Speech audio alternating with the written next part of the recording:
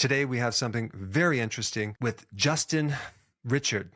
Now, if you haven't watched Justin's videos in the past, you have to check them out. I'll put his link down below, but he does this channel with evaluating his blood sugars on a continuous basis, and the type of information that he has found with experimenting with different foods is amazing. And we're going to share with you some fascinating data about what happens with different foods, and if you check your blood sugars over a period of time rather than just a one-time test, what you're going to reveal. So welcome, Justin. Thank you very much. I'm super pleased to be here. I'm a big fan of your content. I've been watching you for many, many years, and I'm happy to be here. Thank you. Awesome. You know, I stumbled on your video, and it's like it gets right to the point, and you use this continuous glucose monitor, and you just basically test out all these different foods. Let's just dive in and just talk about some of the things that surprised you that you would never think would create that big of a spike. But I think just before that, what I need to mention is like what we're testing, because if you're new to this channel, I'll just kind of explain what we're testing. So anytime you eat certain foods, especially carbohydrates, depending on the type of carbohydrate, the blood sugar is going to either go, slightly up or really high, and then it will eventually come down, hopefully. And so what's happening is we have different hormones that come in there and help regulate your blood sugars, like insulin. And so when you don't get this leveling off, there could be a problem with insulin. So anyway, that could be more pre-diabetes, and a lot of people have that. So that's kind of my introduction. So jump right in, Justin. Well, it's really the most important factor for me was insulin resistance. And I have a history of type 2 diabetes in my family. Aunts and uncles have it. My mom has it. And my whole reason for starting this channel was I wanted to do something to preempt this scenario. I don't want to end up with type 2 diabetes. And as I was in my late 40s, I was noticing that I was getting low energy year after year. My energy levels were diminishing year after year. And especially after I ate food, and particular foods, highly processed sugary foods, this really it zapped my energy, and I was having a hard time working through the day. And given the history of type 2 diabetes in my family, I realized that I needed to do something quickly to get this under control, because I was on that road to, diminishing my health year after year. So that's the reason I did this. And I'm so grateful that I did get the CGM, because it really takes the guesswork out of managing your blood sugar.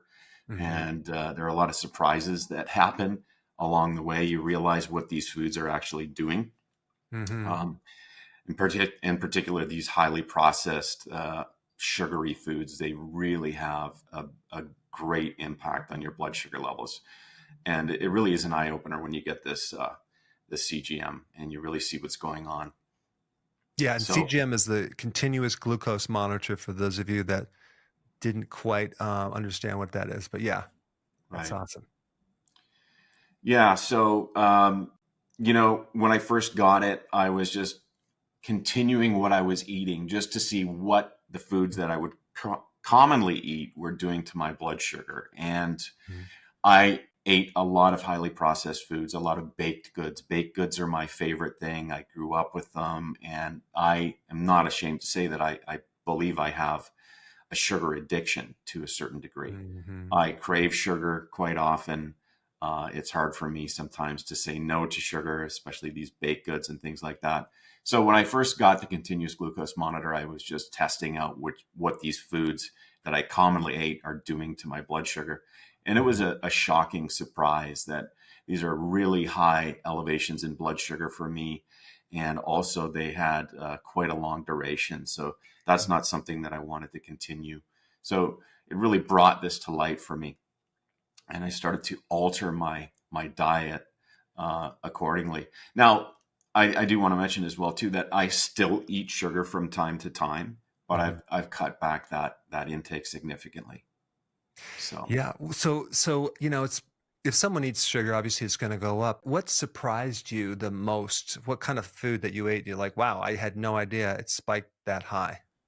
Well, besides the obvious sugary treats and stuff like that, white flour, any even bread or even whole wheat breads for me really spike my Mm. blood sugar more than I thought they would. For Hmm. some people, that may be different. That may be potatoes or rice for other people. If we're, off the track of the highly processed foods, those are the standard foods that a lot of people are eating all the time. They have a significant impact, or they can have a significant impact. So for me, it's that white flour, anything with white flour, that's pasta, breads, things like that. So, then you're going to get people that'll say, well, I'm going to have whole wheat bread versus white bread. Have you ever tested those two? I've tested that. There's a minimal difference between the two. Right. It's all highly processed. A lot of that is marketing. They tell you that Yeah. it's brown bread, and it's really not that much different. I've also tested sourdough bread, Yeah. and not much of a difference. And then, of course, there's the argument that not the bread that you buy, the sourdough bread that you buy at the grocery store, is not authentic sourdough. Hmm. And that requires a fermentation process that you usually only get at a bakery. So I went to a local bakery. I got the authentic sourdough bread, and it did not have that reduction that I was hoping for. So a lot of these things that you see and read online, you really have to test them for yourself, Hmm. because, they may have studies behind them and things like that, but not everybody reacts the same way. Unfortunately, it's not uh, um, entirely accurate when you're taking those into account. I've tried freezing bread to increase the resistant starch overnight, freezing it and toasting it. It has a slight difference, but all in all, these uh, these breads or these flours really have a high impact on the blood sugar, for me at least, anyway, and many people as well too. Darn it. So Yeah. what about Ezekiel breads? People are going to wonder about that sprouted bread. Have you tested that? I do, and that's my go-to bread. I use that all the time. It seems to have the smallest impact on my blood sugar with the breads, Okay. and part of the reason is because the slices of that Ezekiel bread are a little bit smaller as well too. So that's something to take into account. But it is a healthier bread when you read the ingredient list, and it's lower on the glycemic index than most breads that are using this white flour. So it is a good choice for me, and Okay. all the recipes that I do, when I'm trying to cut back on the glycemic load, I use the Ezekiel bread. Interesting. Hmm. So I have a question. So, we talked about sugar, but if we take a look at sugar and then we deduct the fiber and the sugar from it, we have what's called a net carb. People don't really know what that is, but I'm just going to tell you right now, it's for those of you watching, it's a starch, right? So sometimes you'll see products like this right here, Doritos. It has Yeah. zero sugar, right? Zero Right. sugar. So it must be okay. But have you ever tested maybe, I don't know, like a starch potato versus modified food starch, or a refined starch like this, like really refined? Yeah, generally products like that have corn as the ingredient really spike my blood sugar as well too. They're generally really high on the glycemic index, and they can be problematic for me. So I try to avoid those as well too. There's a lot of seed oils in those fried foods as well too. Those are deep fried as well. So there's some issues with that for me as well too. So I try to stay away from that. So it's not only about the blood sugar for me. I'm trying to eat healthier all the way around. Blood sugar Hmm. is one of the things that I'm trying to watch, but Yeah. I do consider things like that as well too. Well, you were into the pastries, bread stuff. I was into the salty chips in college. I would Hmm. do a much bigger bag of Doritos in one sitting. But this right here doesn't seem like that much, right? So this is 14 serving sizes. Okay, 14. So do you think anyone's going to have 1/14 of this in one sitting? So No. if we just multiply the hidden sugars, which is the refined carbs and starch in here, this is how much sugar you're getting in this one bag. Yeah, that's incredible. It's just, and it's so deceiving. these foods are so highly palatable. These companies that manufacture these take a lot of time to get their recipes to have the maximum effect on your biochemistry to make you crave them more and more. I did some research on Doritos, and they actually hook people up to a brain scan to see how their brain is reacting to these chips when you eat them. And they have their whole set of terminology. They're looking for the bliss point. So when you eat something, it's the right amount of dopamine that keeps you coming back for more of these chips. It makes this stuff really, really hard to resist. And that's why, like me, a lot of people are hooked on this stuff, and it's hard to get off it. When you're comparing that food to a healthy food like broccoli, it's difficult to say, oh, I like the flavor of that broccoli better than these Doritos. It's a hard thing to shake when you're up against that. So it's, but part of understanding what is happening when you're eating that and having that data of your blood sugar can really show you what is going on. And that can kind of scare you straight, so to speak. It can say, you know what, the consequences of me eating this stuff they're not good. And I need to start doing something about it. When you start to get those symptoms later in life, you have to make a decision, say, do I want to continue down this path? Or do I want to do something to make myself feel better and to regain my health that I once had when I was younger? So but that's the battle is trying to stay away from these highly processed foods, increase the consumption of the whole foods that are high in fiber, rich in nutrients, vitamins, and minerals, and low in this highly refined sugar that we're getting a lot of. So that's the challenge that I face, and I think a lot of people face. That's what gets a lot of people in trouble with their metabolic health, is this food addiction. We all have our favorite snacks. We all have our favorite foods. Ice cream for some people, potato chips, or baked goods, or chocolate, whatever that is. Those are highly addictive foods, and they can really do a number on your blood sugar. There's a book called, I think, The Dorito Effect. And what's interesting, they talk about the history of it. They manipulate the food to give this spike and burst of chemical, joy, dopamine, but then it drops really fast. So it's almost like, I need another one. It's like, I fell for it for years. I was in the trap. It took me a very long time to eventually come off those things, even if I was like, my stomach is in pain. So I know a lot of people are stuck in that trap.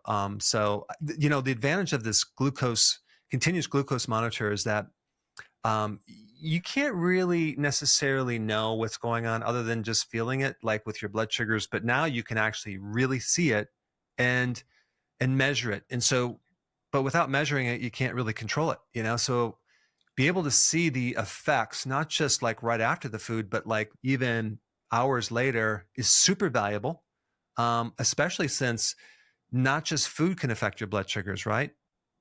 Right. For me, a lack of sleep can increase my fasting blood sugar levels by 10, 15, even 20 points the next day. Wow. And my insulin sensitivity is not as good as well too. So when I do eat the carbohydrates, I'll spike higher and for longer periods of time. Sleep is a big factor. Stress is also a big factor. And everybody says that, but nobody really understands the real consequences of that. When you have the continuous glucose monitor, you can see on the graph, oh, my fasting blood sugar level is actually up 15 points today because I only got, 5 hours sleep last night, or highly stressed. It really is, it's something to see that, because you don't consider that it would have that much of an impact. But when you see it, it's significant. Another thing that having the continuous glucose monitor that is an advantage is this tests your blood sugar every 5 minutes. So it's like doing a finger stick every 5 minutes, 24 hours a day. Wow. So you get a chance to see your blood sugar levels overnight. And I used to be a late night eater. I used to eat, a couple of hours, 1 hour before bed sometimes. And if I eat something like pizza or popcorn, caramel popcorn, I've done some tests on my page with that, and went to sleep, my blood sugar will spike 50, 60, 65 milligrams per deciliter, and it will stay up for 6-7 hours all through the night. And I would never have known that had I not had the continuous glucose monitor to show me what's going on overnight, because you're not going to get up every 5 minutes and prick your finger to do the test. So that information is valuable. And that is enough to say, look, I am not going to be eating late at night before bed, especially high carbohydrate meals like that. Now my rule is I try to give myself 3 to 4 hours before I go to bed to digest that food. And I also try to make my last meal of the day more of a keto style meal. Low carbohydrates, higher proteins, higher fats. So if I am hungry, I can still satiate myself, but I'm not going to do these high carbs, because going to sleep with a full stomach of carbohydrates is not good for my blood sugar. So you said 6 hours. 6-7 hours even. Oh my gosh. Yeah. And that's, and I'm not even considered type 2 diabetic. So, but that is alarming when you see that, because you've got, your stomach is filled with these carbohydrates. You're not active. You don't have a chance to burn these calories off while you're sleeping as much as you do when you're up and you're active.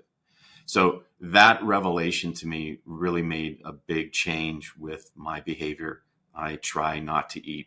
I do eat carbohydrates throughout the day, and sometimes I fall off the wagon and I eat these highly refined foods. But now I do them with some very specific hacks or ways to mitigate those blood sugar spikes in mind. I keep that in mind. So I'm not going to eat those high carbohydrate meals before bed. If I am going to have some carbohydrates, I'll include some proteins and some fats and something fibrous to help slow down those carbohydrates. Yeah. So let's talk about that. So what we want to do, what people, it's impossible to say, no, you never can have this for the rest of your life. But if you do, there's things you could do, right, to buffer this insulin response. So absolutely, let's talk about that. So you found fiber will do it, right? Fiber. So if you're going to have a salad or something before a meal, or even vegetables, raw vegetables, things like that, even having an apple can help as well too. If you're just going to eat a chocolate bar by itself, I get a pretty big spike. But I've done some tests on my page where I've had some hard-boiled eggs before that, or some broccoli before that, and I've done the test. It can bring. Protein, are you saying protein also can help? These 3 things: fats, fibers, and proteins. They have a significant impact. They slow down the rate at which that food moves through your digestive system, and that can reduce the blood sugar spike, the post-meal blood sugar spikes. So I've tested each of them individually, proteins, fats, and fibers. They all do a pretty good job. But if I'm going to have a chocolatey treat or a piece of cake or something like that, I can have proteins, fats, and fibers beforehand. It fills me up, so I'm less likely to eat more of the junk food that I'm going to eat, and it helps to dampen or bring down that blood sugar spike from that highly processed food. So that's a good rule of thumb that I've been incorporating. You can also take supplements. You can also take apple cider vinegar, which I know you've talked about. That has acetic acid in it, which helps to slow down that digestion process as well. That can bring a blood sugar spike down by as much as 30%. And that really works. Wow. I mix a tablespoon of apple cider vinegar in a glass of water. You drink that right before your meal, and it can really help to reduce that blood sugar spike. I wonder if that's why some people unknowingly take a piece of bread, toast it, add butter, and then cinnamon to help buffer the response. I don't know if that would do anything, but that would be an interesting test. Yeah. And also, when you look at the sequence of how people eat their meal, they usually start with a salad, then they have the meal, and they finish with dessert. Well, that is the correct way to eat. And that may have been developed or recognized over the years of tradition. You eat your salad first, then your meal, and then your dessert last. That is going to slow down the absorption or the digestion of that sweet treat at the end. So that's the proper sequence to eat things, is to save the sweet treats for last. And plus, when you eat a salad, because if you eat the protein first and even the salad after that, I notice that people don't finish their salad. So because they kind of like the protein is the biggest satisfier, not the Yeah. salad. So I always have the salad first. Not everyone does that, but I think that works for me.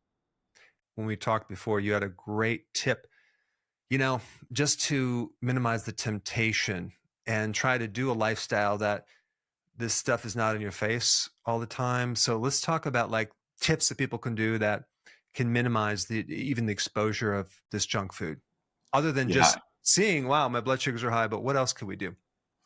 it's true. There's, it's all about developing habits for me. So the time all this time that I spent eating these junk foods, that's all through my life, have become habits for me. So I want a sweet treat after a meal.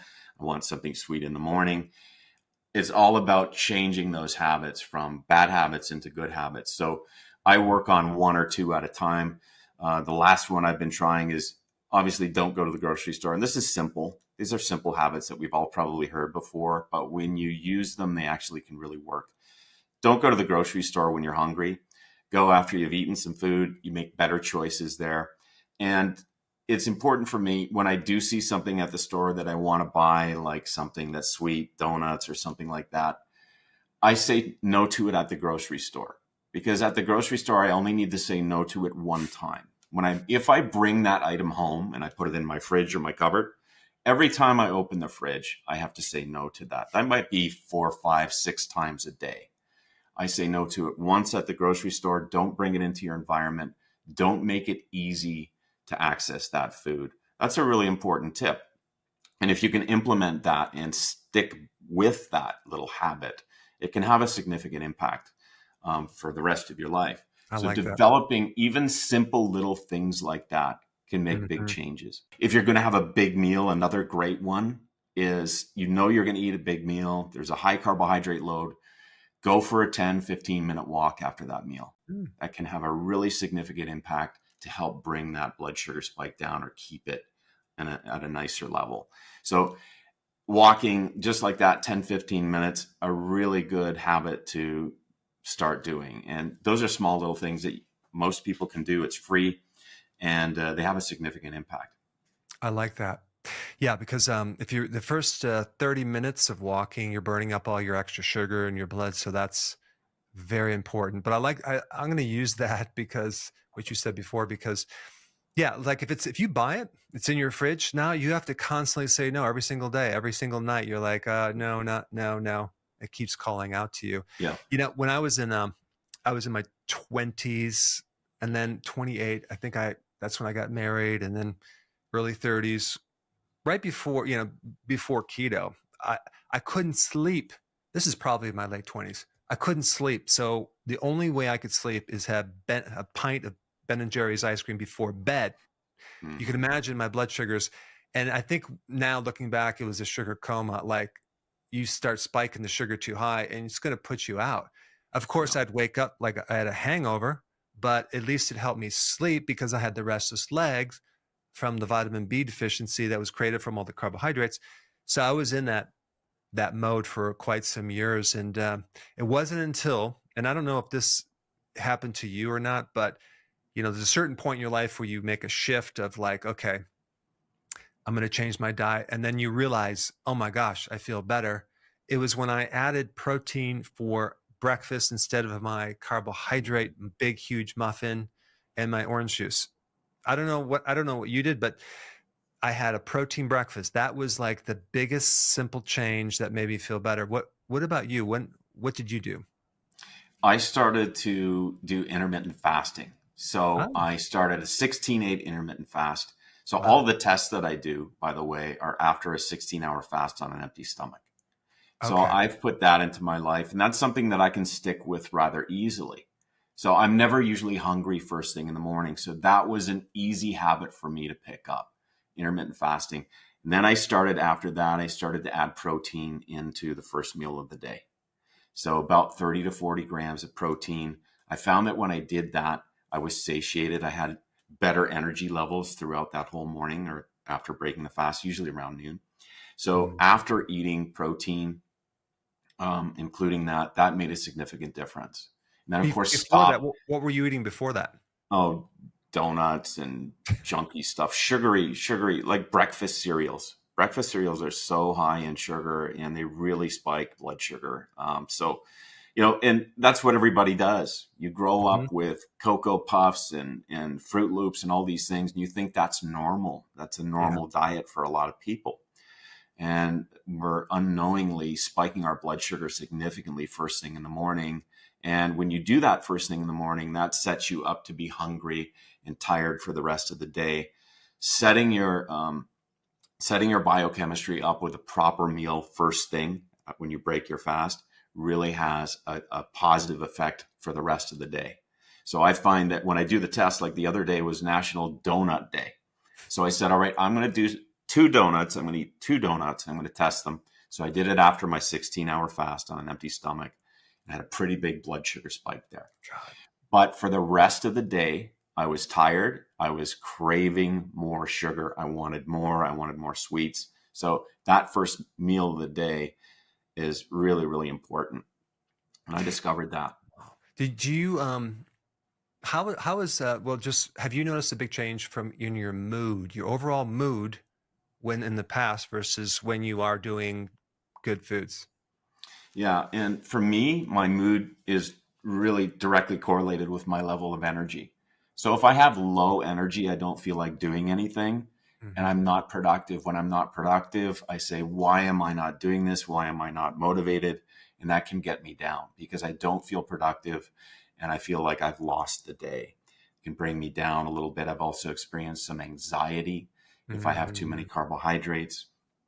But that energy level was a big thing for me. After I would eat a meal, any of these meals, I would get so tired, I would be falling asleep in my chair, literally. So it has a direct effect on my energy level, which in turn has an effect on my mood. Getting that under control has been a real game changer in my life. That energy level is where it all started for me. I realized, late 40s, it started, mid to late 40s, year after year, just getting tired every day and not having the energy that I once had. And I said, what is going on here? And then I was researching insulin resistance. And that's one of the symptoms. When you start to lose your energy, you're not using the food properly. It's not metabolizing properly. And your blood sugar levels are altered, making you tired. A lot of things go on with that. And that really has a significant impact on a lot of people. You don't have the time and energy. You don't have the energy to do what you want to get done during the day. You don't have the energy to connect with the people in your life that you want to. That has a serious impact besides your health. Massive. When you were growing up, were you like a serious junk food junkie, or were you moderately eating poorly and then just snacking and then kind of going through your 20s? Like what severity were you at as far as junk foods? I would say, I've been 40 pounds heavier than I am now. And, I would say I have a sugar addiction. I would say that. And I think a lot of people do. I think a lot of us are afraid to admit that. But I would find a lot of pleasure in going to the store and buying a variety of junk foods and going home and eating them. That was a real treat for me. I felt Would you also good. do like healthier foods too at the same time, like growing up? Not at that time. Okay. Growing up, that was a way for me to have like a guarantee that I would feel good. I would go to the store, I would buy some chocolate, I would buy some potato chips and maybe a soda, and then I would come home and I would eat them. And I would really get a lot of delight out of that. So it was a way for me to... I'm sorry? Did you have it in your house too? Was there always junk food in the house? Well, not so much when I was very young. My mom didn't do that. But when I got out on my own, I remember when I got my first job, I was 12, I was doing some stuff and I had my own income. I could go to the store and buy this stuff that I wanted. And for me, it was just a real treat. And, looking back on that now probably was, soothing myself in some way. But yeah, I am still drawn to those foods, and every once in a while I do fall off the wagon. Like the other day I did the donuts and I said, wow, these really are good. Yeah. But again, knowing the consequences of that really put things into perspective, and it really can hold you accountable for that. You So could just schedule those days on the days you do the videos to kill two birds with one stone, right? So it's that's it's right. it's for the video.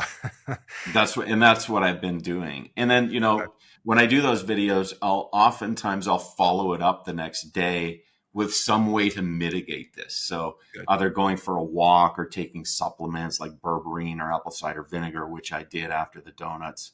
I did that the following day, and that can really help to reduce those blood sugar spikes too. So I'm realistic in the sense that it's very difficult to drop all this highly processed food. Like 80% of the food out there is highly processed.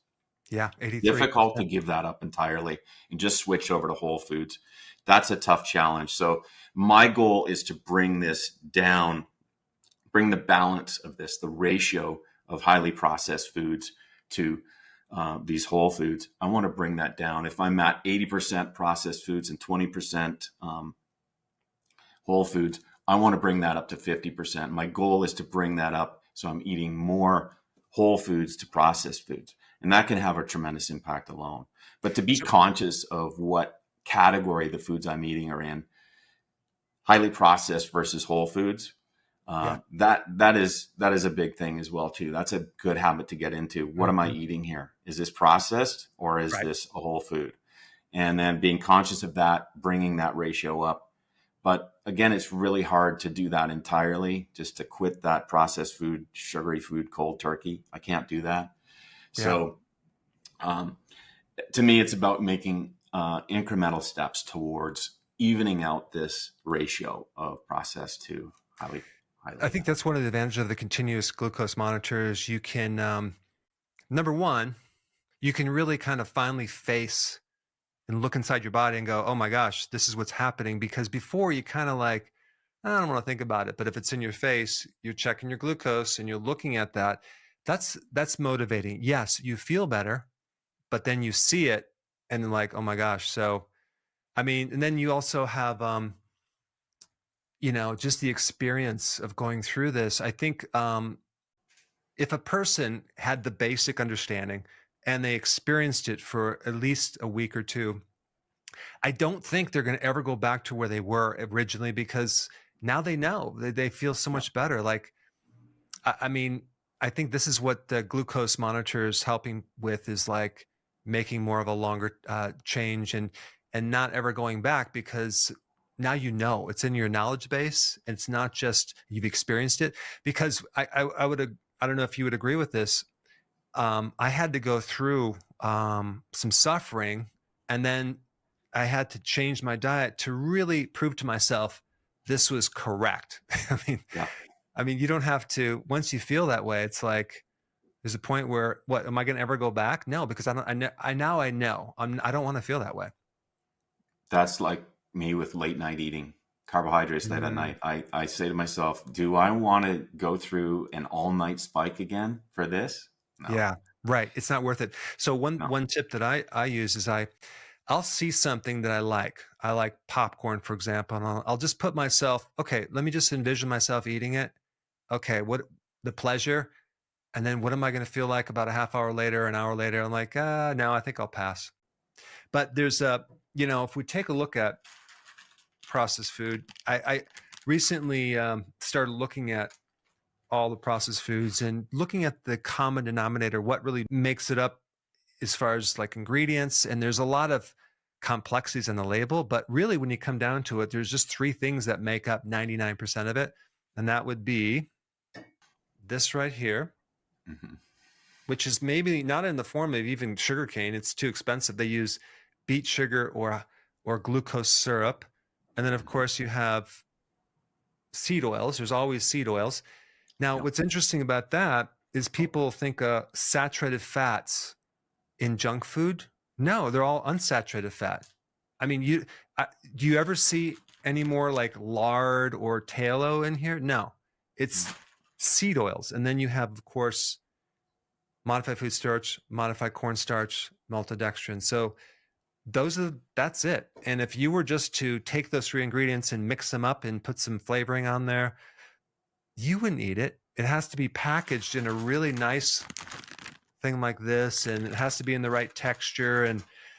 But I think more education is going to be the key to get people off of it. And then I think I want to close with the continuous glucose monitor. I personally went out to get one, and I think it was it the Freebird, or what was that called? The Lifestyle Libre. It's the Lifestyle Libre. Yeah. Yeah, I tried that. You know what? It didn't work. It was actually really bad reviews. And then I tried it again, and I tried it a third time, and it just broke down. And then right now I just got the one that you recommended. So Yeah. what? And I don't even remember what it's called because I just got it in the mail. Which one do you use? I use the brand, it's Signos, and they cater to people that are trying to improve their metabolic health. And I really like them because of the software. The software is very intuitive and easy to use. And once you get the data, what you do with the data is important. So being able to read that data properly is important. And some of the interfaces that you get with these other companies are not as intuitive, not as easy to use. Customer service is an important one as well. If you have any questions, you want to be able to get a quick answer so you can move on and get things going. So that's another issue as well too. I like this company. I've been working with them for over a year and a half now, and not all of these things run perfectly all the time. There are little hiccups along the way, but of all the ones I've tried, this one seems to be the most stable, and it works very, very well. So yeah, even the reviews are much better. That's important. But also, is it smaller too? It's small. Yeah, it's a nice small. Okay. So these companies usually use one of two hardwares. So the biotech is there's two companies that really do it. One is the Lifestyle Libre, and the other one is the Dexcom. And the Dexcom has higher ratings. A lot of people like it more, but it's the service that you get. They have different software, different applications that you have on your phone. And I've tried a lot of different ones. And again, you want ease of use, and you want something with an interface that gives you suggestions on what to do. So when I'm eating something and I have a blood sugar spike, it'll notify me. It'll make suggestions for me to lower that blood sugar, like go for a walk. Now's the time to do some exercise. I can log the foods that I eat, and it will tell me, give me suggestions on what to do to manage my blood sugar, which is a really good thing. So you're not just stuck with a bunch of data that you don't really know what to do with. So a lot of the brands out there kind of don't offer as much as what the Signos does, and that's part of the reason I like it so much. I'm excited to use it. I'll be doing some experiments myself, and then I will have to do another video. But I will put your link down below. Also, Cigna. There's a link down there as well. And hey, thanks for this collaboration. I think this is a great video that people will start to kind of maybe start using this data to change their lifestyle. Yeah, I think it's an exciting time to have this information. It really takes the guesswork out of managing your blood sugar. And for me, it's really helped a lot. I really appreciate you having me on the show. Absolutely. Okay, great. Have a good one. Take care.